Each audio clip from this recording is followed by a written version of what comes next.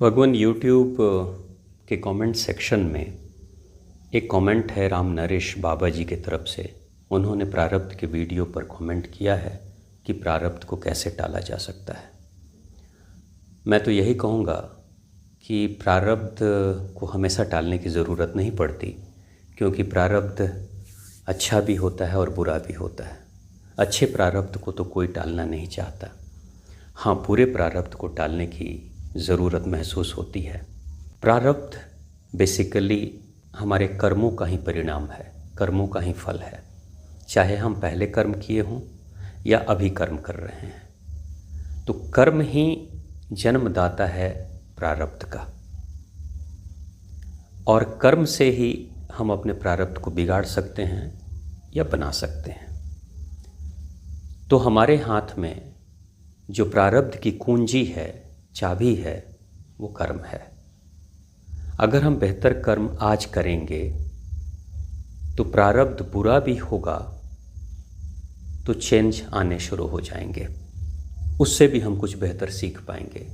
जैसे उदाहरण के तौर पर, अगर किसी को सज़ा मिली है और वो जेल में है, मगर जेल में सज़ा काटते हुए भी अगर उसका व्यवहार अच्छा है, तो कई बार ऐसा होता है कि जेल के कैदियों को इतनी सुविधाएं मिलती है कि वो कभी कभी जेल से बाहर परमिशन लेकर बाज़ार भी घूमने जाते हैं, अपने लोगों से भी मिलते हैं, पेरोल पे भी जाते हैं। ऐसी सुविधाएं दी जाती हैं।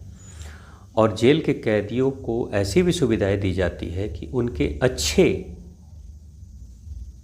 व्यवहार के कारण से उनकी सज़ा थोड़ी कम भी हो जाती है, कर दी जाती है। ऐसा आपने कई बार देखा होगा। आजीवन कारावास के कैदियों को समय से पहले भी छोड़ दिया जाता है। तो बात वही है कि कर्म अगर बुरे हों या अच्छे हों पहले के, तो अगर अच्छे कर्म हैं तब तो हमें चिंता की बात नहीं, क्योंकि प्रारब्ध अच्छा होगा तो कोई भी अच्छी चीज़ को कोई क्यों छोड़ना चाहे।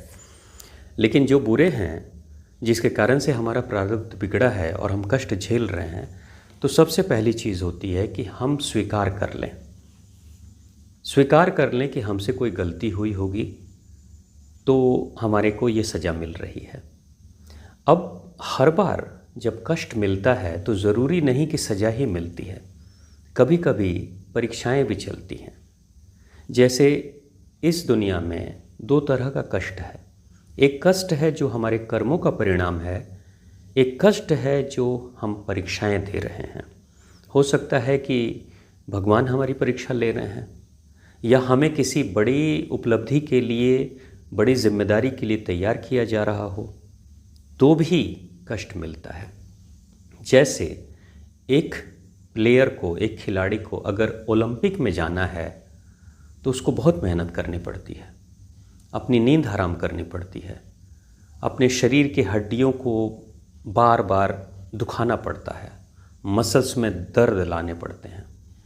तो जिस समय एक खिलाड़ी प्रैक्टिस करता है उस समय बहुत कष्ट झेलता है वो, और जब वो कष्ट झेलता है तो वो सोच सकता है कि मैं बहुत कष्ट में हूँ, मुझे सजा दी जा रही है, जबकि उसको एक बड़े स्तर पे एक बड़ा खिलाड़ी बनाने के लिए उसको तैयार किया जा रहा है।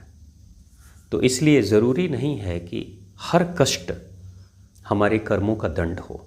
कभी कभी बड़े कर्म, बड़ी उपलब्धि के लिए भी हमें तैयार कराया जाता है। एक बच्चा जो सुबह के 6 बजे 7 बजे तक सोता है तो वो खुशी खुशी से रहता है, लेकिन एक बच्चे को जिसको 4 बजे 5 बजे या 3:30 बजे जगा दिया जाता है, बैठाकर पढ़ाया जाता है, तो वो सोचेगा मैं बड़ा कष्ट में हूँ, लेकिन आने वाले समय में ज़िंदगी खुशहाल उसी की होगी जो बच्चा रात में, सुबह में उठकर पढ़ाई कर रहा है और मेहनत कर रहा है, जो अपने आप को कष्ट में रख कर पढ़ाई कर रहा है। एक दिन उसका जीवन ज़्यादा बेहतर होगा। इसलिए हर कष्ट को आप ये न समझें कि मेरे कर्मों का ही बुरा परिणाम है। कभी कभी अच्छाई के लिए भी कष्ट झेलना पड़ता है, अभ्यास करना होता है। तो जैसे हमने पहले जो कुछ भी किया, अगर गलत हो गया, गलती हो गई, तो सबसे पहली चीज़ स्वीकार कर लीजिए, चलो ठीक है, अब आगे क्या। अब बीते हुए कल में जाकर हम सुधार तो कर नहीं सकते, आगे की यात्रा बढ़ाएं। मैं पिछले दिनों फेल हो गया परीक्षा में, इसका मतलब मेरी पढ़ाई अच्छी नहीं रही होगी या कारण जो भी रहा होगा। तो आगे हम पढ़ाई पे ध्यान दें, बेहतर पढ़ाई करें। तो बेहतर पढ़ाई जब करेंगे तो आने वाले समय में बेहतर रिजल्ट मिलेगा। और ये भी हो सकता है कि जो शिक्षक कल हमें फेल किए थे वही हमारी मेहनत, हमारी पढ़ाई और परीक्षा में दिए गए उत्तरों को देखकर वो समझ लेंगे कि ईमानदारी से इस बच्चे ने मेहनत की है। तो कई बार अंक अगर कम भी मिलता है तो भी शिक्षक ग्रेस मार्क देकर उस बच्चे को पास करा देते हैं, उसके प्रयास को देखकर एक फेवर मिल जाता है। उसी तरीके से अगर हमारे कर्म अब वर्तमान में अच्छे हैं तो भविष्य में फेवर मिलने की उम्मीद होती है। जैसे दो कैदी एक ही सज़ा झेल रहे हैं, एक का व्यवहार, एक का आचरण अच्छा है, तो हो सकता है कि जेलर का व्यवहार उस कैदी के साथ अलग हो, और दूसरे का आचरण अगर अच्छा नहीं है तो उसके साथ जेलर का व्यवहार बहुत कठोर हो। ऐसा हो सकता है। तो हमारे हाथ में पहले भूत के प्रारब्ध को जो हमने बनाया है, कर्म के आधार पर बनाया है, वर्तमान में भी अपने प्रारब्ध को हम जो बना रहे हैं भविष्य के लिए, वो कर्म के आधार पर बना रहे हैं।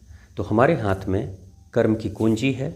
उस कुंजी से हम इतने अच्छे कर्म करें कि हमारा प्रारब्ध कटे, और नहीं तो ईश्वरीय सत्ता के तरफ से ग्रेस मार्क मिले, हमें कुछ फेवर मिले। यही फेवर, इसी फेवर को कृपा कहते हैं। यही भगवान की कृपा है। तो जैसे हमारे इस दुनिया के लोग हमारे अच्छे व्यवहार, अच्छे कंडक्ट, अच्छी मेहनत के कारण से हमें ग्रेस मार्क देते हैं, वैसे ही ईश्वरीय सत्ता भी हमारे अच्छे व्यवहार, लगन के कारण से, अच्छे कर्मों के कारण से वो भी हमें फेवर देते हैं, ग्रेस मार्क देते हैं। हमारे पक्ष में कुछ निर्णय ले लेते हैं, कुछ परिस्थितियां हमारे अनुकूल बना देते हैं। तो बस कुंजी कर्म है, उसको ही सुधारने की कोशिश करें। प्रारब्ध बदल जाएगा, या फिर इतनी क्षमता हो जाएगी कि प्रारब्ध अगर बुरा भी हो तो हमें ज़्यादा कष्ट नहीं होगा। हम ये सोचकर कष्ट झेल लेंगे कि ज़िंदगी हमें कुछ सिखा रही है, भगवान कुछ हमें सिखा रहे हैं। धन्यवाद। आपका प्रश्न बहुत अच्छा है, बहुत अच्छा है। आपका दिन शुभ हो।